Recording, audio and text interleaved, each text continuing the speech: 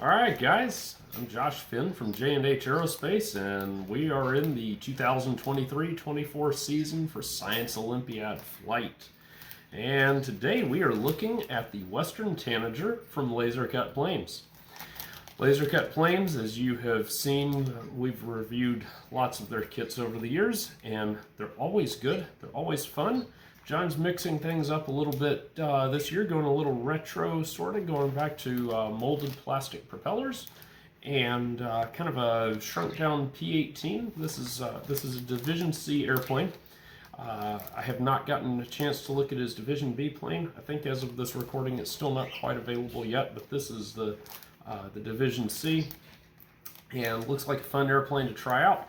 He claims that he can get 3,000 turns out of a loop, a 1.5 gram loop of 1/16, which means I have some work to do because I can't get quite that much. But anyway, let's pop it open and see what's in there and get rolling with this one. Lasercut pretty much packages their kits kind of like ours with just a stapled closed bag. And so we'll pop it loose here and we'll take a look inside.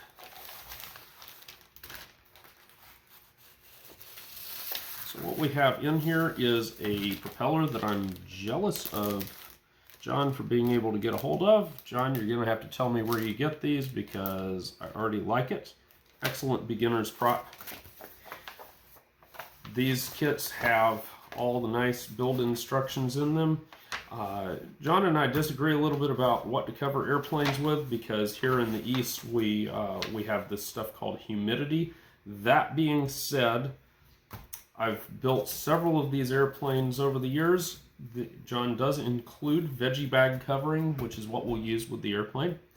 And the parts list is really simple on these. So you have your 1/16 inch parts set, you have a fuselage assembly, and then you have a couple of plywood parts for the hard points. Kind of similar to the senior flyer that we produce. So with that, I'm going to look through the instructions real quick, and then we'll come back and start getting into the build.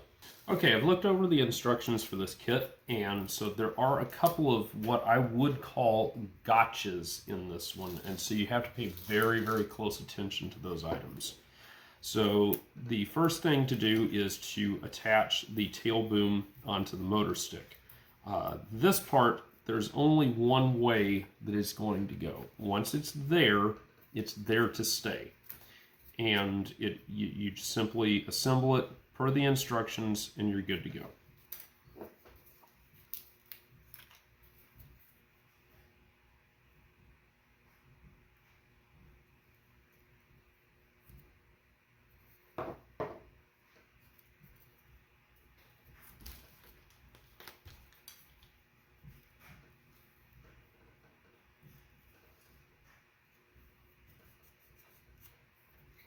All right, my precious children, whom I do dearly love, have once again ensured that I'm having a difficult time of things because they have hidden my metric rulers. So we're going to do an English conversion on screen. The instructions dictate that the leading edge of your horizontal tail is 10 centimeters from the back of the tail boom, roughly. So my assessment is that works out to a smidge over 4 inches. Now, John, if you're listening, I have one critique here, and that critique is there ought to be a mark simply showing where to do that. But it works out. Now, it's very important. I didn't even mention this, but there's a top and a bottom to this tail boom. This is the bottom of your motor stick. And so things sweep upward here. So if you put the fin on the bottom, then you're setting yourself up to build everything upside down. and that could go very poorly. Now, the rear hook is shown to go about 13 centimeters forward. That's about 3 centimeters forward of this guy, which is about 1 1/3 inches or so. It's a really crappy estimate on my part, but hey, you know, something like this ought to work.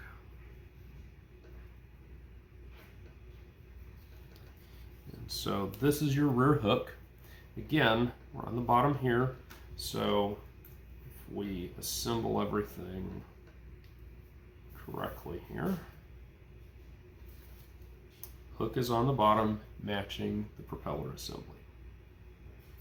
All right, so I've done things slightly out of order, but it's okay. I'm gonna take the propeller assembly back off just to make this a little easier.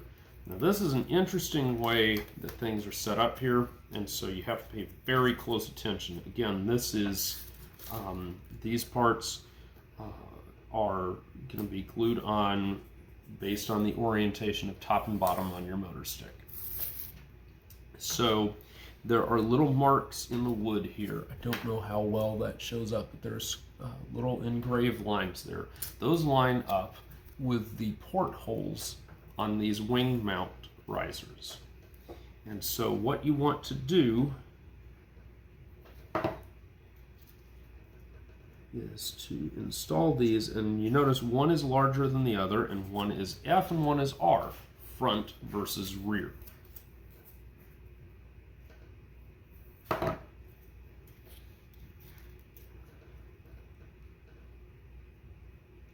These are a little on the quirky side to line up in terms of you have to simultaneously line up the porthole and line up the bottom.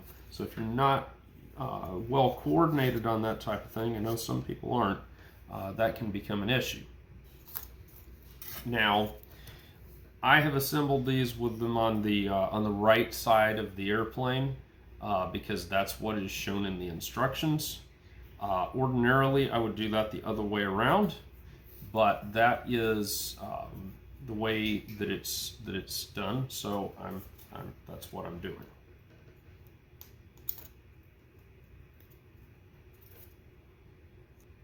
All right, so we're going to move on to the wing. So we're going to break out a set of wing spars out of the sheet.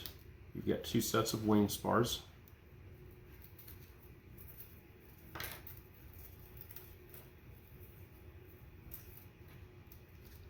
And we'll also pop out half of the ribs.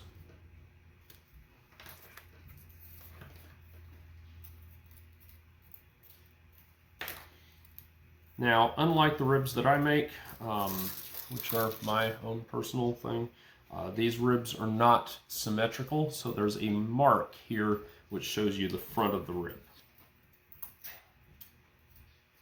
And the way these are intended to work is that you will pick your, whichever one's going to be your front spar. These are identical, so it doesn't really matter.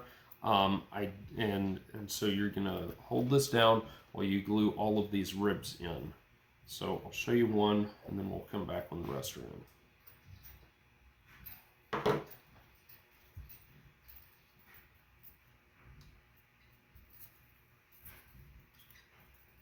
And so you're getting the ribs in parallel to the leading edge.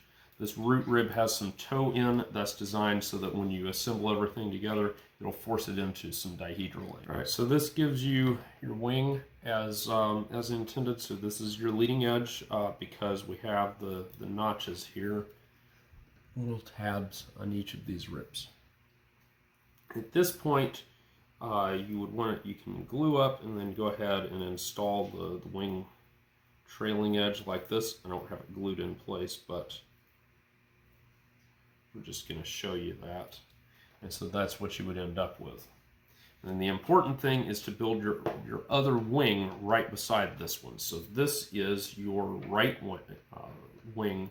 So you're going to build your left wing next to it so you make sure that you have a mirror image and don't end up with 2 left wings or 2 right wings. Okay, so here we have our 2 wing panels. So at this point, These tabs on the outside are meant to be broken off.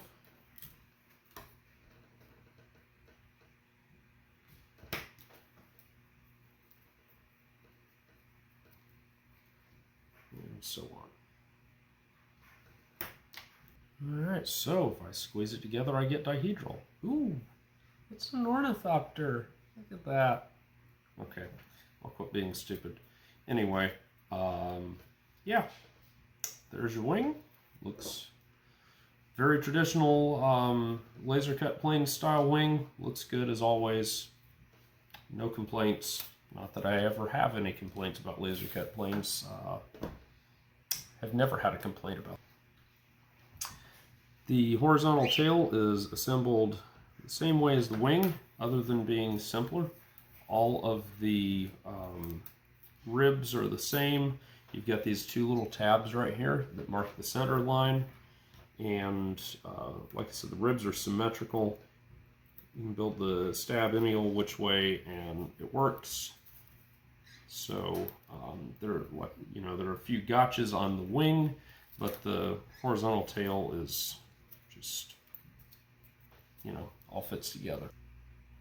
Okay, so I kind of technically lied. You do actually have to, do the same thing that you do with the wings. Now, I'm going to show something that John mentions in the instructions, because I've never done this before this way. I normally glue things and then slide them in place. That's the way I do it. However, John says you can come in here and just smear glue on it after it's together. Now mine's coming apart, and he says to take your finger and moisten the ribs so they fit tight, which definitely works. Unless you're incompetent like me. That's a separate issue. Anyway. There you go. Okay, so there it is, all done. Tabs trimmed off, everything, all the structure's there, right? Now we actually got to cover it next. So we'll do that here in a minute. Okay guys, I'm going to do something I have never done, and that is I'm going to cover, that's not true, have not done in 15 years, which is cover without a covering frame. Because that's what the instructions show to do, and I want to at least show it being done. Now, John talks about covering one of your wingtips with tissue to get the bonus point for the black covered panel. We no longer have to do that, so all of the masking that's involved in that, I'm not doing that. Instead, we're just going straight to it. I have not wrinkled this covering, I've just laid it out flat, and that enables me, in theory, to put this wing on here and get it about right. Kind of like that. Now, you'll notice this means I've already sprayed these with my favorite 3M77. So hopefully this all goes well. Doing this without a covering frame, you have to be really careful to lay this on and then just kind of rock it backwards. And I am picking up some wrinkles, but not too many. I still prefer doing this with a covering frame because I can see a lot of pitfalls here. But a good reminder of the way I did this when I was a teenager and was not serious enough about indoor flying.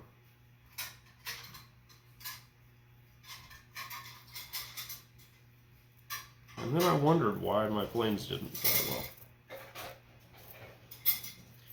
There were other issues though. There we go. And then with the razor blade, you can tell this is a nice sharp new razor blade because you just glide it along like that.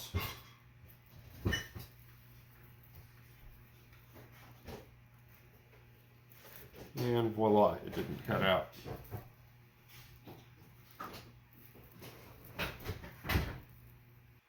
Alright, Alright, so we've got everything cut out, and now you use these little wing mounts to join the wings together, and there's no front and back to them. You just notch them together.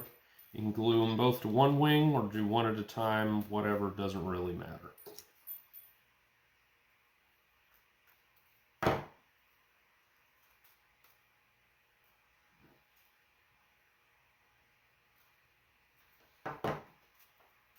These have kind of become standard fare on the laser cut kits as far as the style of wing mount. I had some doubts about them at first, but I've come to decide that I do rather like them.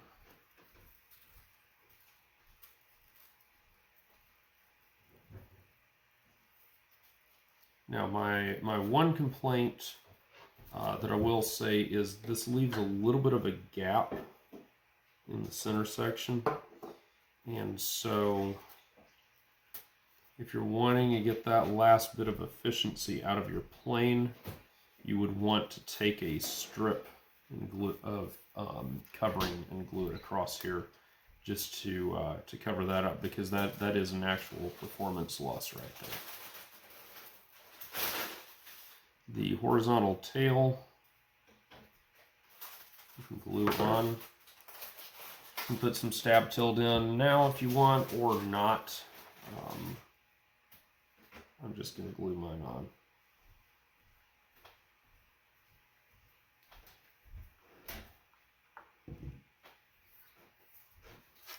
And then, of course, there is, like I said, front and back to the wing. So make sure the front is facing forward. And with that, there is your Lasercutplanes.com Western Tanager. Nice looking airplane, should fly well. Alright, so this airplane has a lot of wing incidents built into it, quite a bit, but I think it'll be okay. It usually is coming from Lasercutplanes. Funny thing is, this is for, I think, the second year running, the cheapest per airplane Siali kit on the market. And since it's sold individually, it's been the cheapest on the market, you know, for a number of years. So the funny thing is, these are some of the better flying planes out there, particularly for beginners, because they're just so easy to get started with. I've got a loop of 332nd on here because I've got a bag of them. We just got back from a TSA fall leadership conference, and so we were having students fly on those. But anyway, with the rubber on board, airplane balances about 60% chord, which is where the instructions say to. You can shim up. I think I'm gonna need to shim out a little bit of incidence. But let's find out what that does. All right, so first test glide. Like I said, I shimmed out a little bit of incidence, and that was the right call because it's actually still a little bit stally. Looks pretty good though. Now, let's try it again. Oh yeah, there we go. Perfect. Okay, so I've cranked in a few turns there. Let's see what happens. Oh yeah. Very nice. Very nice. Alright, so impressions so far are very good with this airplane. I like what I'm seeing. This is not a top-level competition airplane. The propeller is kind of going to be your limiting factor. I think with the wings slid back a little bit further to allow for a lighter front end, you can put an Ikara prop up here, because this plane, I think, is plenty stable to handle a decent-sized Ikara prop. Now, John has had trouble getting Ikara props. It's basically, if you're not on the list, it's hard to get them. But he has used the IFAS propellers in the past, and there were some issues with supply chain on that, which is probably why he switched to this propeller, is the primary reason. But I'm sure if you put a little bit larger and lighter prop on here, you can get this airplane to be quite competitive. And that's kind of what we've seen in the past. Last year's Lasercut kit for Division B was surprisingly competitive for what is marked as a beginner's airplane. In terms of build complexity, I think it's fairly similar to like the Senior Flyer, something like that, and is competitive with it. You know, I build it, it flies right off the board, kind of like the Senior Flyer. Like I said, very cheap kit. Kit builds one airplane, and so it's about $21, I believe, at present on their website, which is an excellent price for a nice flying airplane that you just kind of follow the instructions and go with it. Everything interlocks. Innovative airplane. I always kind of learn something when I build these, so thumbs up. Let's go fly it some more. Alright, so let's see what it weighs here. I'm going to try flipping it over here. Just take the easy way out on this. Come on, stay. There we go. Alright, so 8.201 grams. It's not a bad weight. Bouncing around there, but basically 8.2. So if you tissue covered this, it would come out a little bit heavier, but you could tissue cover it, and so you'd have that. Yeah, my scale's a little screwed up, but I've got a replacement that I'm about to use fairly soon. But either way, 8.2 grams is pretty good to go. And we'll weigh a rubber motor here just to see. Well, that one's overweight. I want to fix that. Oops. Alright guys, so we're again out here with the Western Tanager from Lasercutplanes. And as we've mentioned, this is the Division C airplane. Their Division B is just a P-18 that is that this airplane actually is based off of. So I know you've watched the build review, so now we're going to fly it. We've got a loop of 1/16. It's a little bit underweight. It's probably about 1.3 grams. And so we're just going to do some basic outdoor flying. I'm hoping we'll have some indoor footage as well, but no promises on that. Again, the airplane's just covered with veggie bags, as we showed. I have not done a colored wing panel or anything because there's no longer a bonus for that. Your bonus is your flight logs. So you need to have detailed, effective flight logs for your airplanes. This airplane will probably fly on less power than this. I don't know. Haven't really experimented with this very much. I know the Senior Flyers definitely will under the right circumstances. But we're just going to crank in a few turns. Hopefully we won't lose the airplane in the process here. I've got it, I don't know how well you can see here. I've got us hooked up to a wire hanging off of a fence post. Okay, so we're just going to crank in a few hundred turns here. And we'll load up on here. Not the ideal way to do this, but it works. One pitfall on this airplane that you have to be aware of, and this is true of the Senior Flyer as well. You can see my O-ring has climbed up on the prop shaft there, so before every flight you have to check for that. Alright, let's fly it. Alright, so light breeze here. Let's see what it does. Plane climbs away. Hope I have not just launched into a thermal. Come back, baby, please come back. It's kind of aimless in its flight pattern here, which is fine.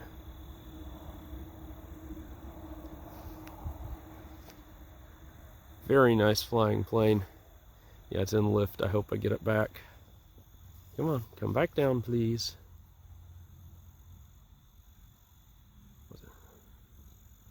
Thank you for diving. Do it some more. One time you pray for your plane to crash. This is a really nice flying airplane, just to be clear. Really nice. Alright, flight number 2. I cranked in a little bit of rudder trim there. Let's try to get it to turn a little better. And away we go, up into a huge stall. And it's pulling away.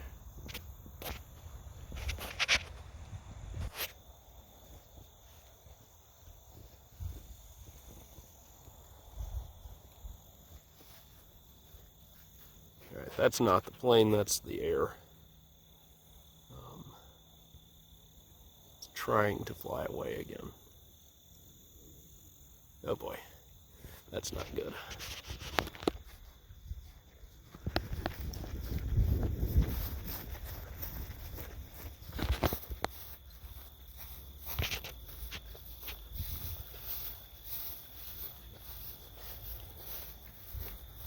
Come on, just crash or something. Thank you. Thank you. Phew, close. Go.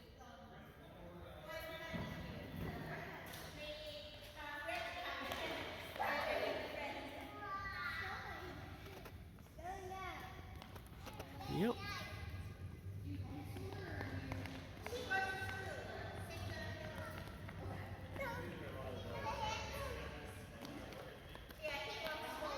All right, Paul, don't run around. Don't run around.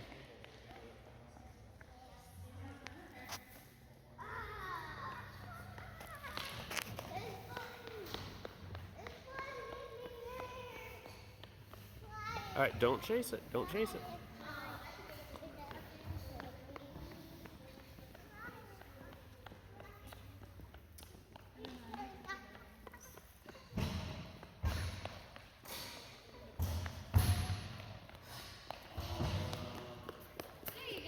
Go.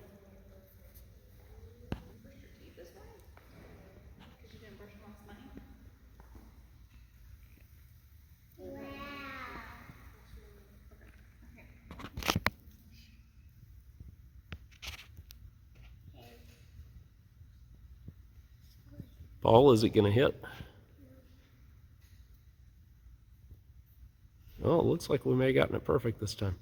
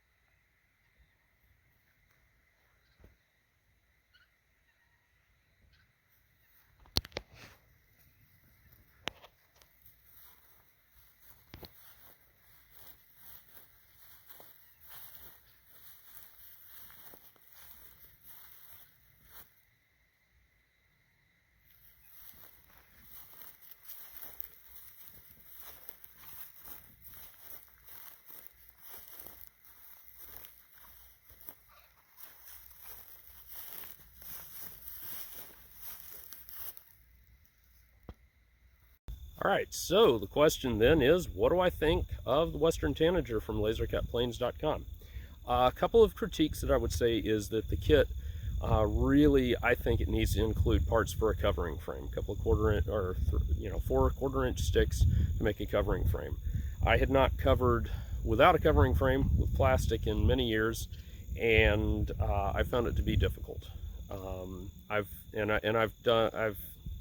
covered quite a few airplanes that way, so I think the average flyer is going to struggle a bit with that to get a good covering job. And I've seen that out at competitions. I've seen that most students that don't have somebody helping them out are going to struggle with that. That being said, you could cover it with tissue, preferably pre-shrink the tissue, and you'd probably be fine. The other critique would be more of an instructional side of things. So on your wing mount, I glued this shim in here. That's not what the instructions say to do. It says to actually raise the wing up, to not push the wing down all the way, and then just to adjust your settings based on, you know, how far up or down you push each part. The problem with that is consistency. So if you have these shims or whatever that you just slide the wing down to, you can take the plane right out of the box, put it together, and off you go. And you can mark, because you can push the wing forward and aft a little bit, so you would want to mark that as well. But you know, that's just an instructional critique. That's what I would prefer to do. And then, of course, the other thing is, since the colored panel bonus is no longer required this year, cover the plane in plastic, just the entire wing instead of the colored tip panels, and that does save some weight, and it also simplifies the build. In terms of the flight experience, I mean, you saw the only adjustment I have made, well, there were two. I adjusted the angle back here, which that's kind of following the instructions anyway. And then the other is adding in a little bit of left rudder. You know, the plane flies great. It's getting tossed around out here, but I've got fairly turbulent conditions with a lot of vertical development. So that's not the plane's fault. The plane's being flown far, far outside its design envelope, even as compared to having air conditioning going or something. And it goes. Like I said, I almost lost it twice already. So this is a really really good flying airplane. I like it. It's inexpensive, and the instructions are clear. You really don't even need instructions to build it. It's so simple. So obviously, once again, John, thumbs way up. You've cranked out another good one.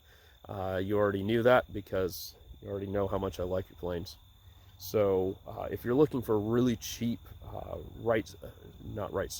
Science Olympiad flight option, this would be the go-to. These are really cheap to build. They fly great, and just an excellent all-around airplane. They're fun to fly for sport too, so something else to consider. Obviously, it's not going to be a top performer in the grand stack up. I don't even know if it necessarily flies as long as a senior flyer, and I don't really care, just because it's a nice, quality, easy flying airplane. And that's what students that don't have a lot of mentoring, this is what they need to get them started. So we'll see you on the next one.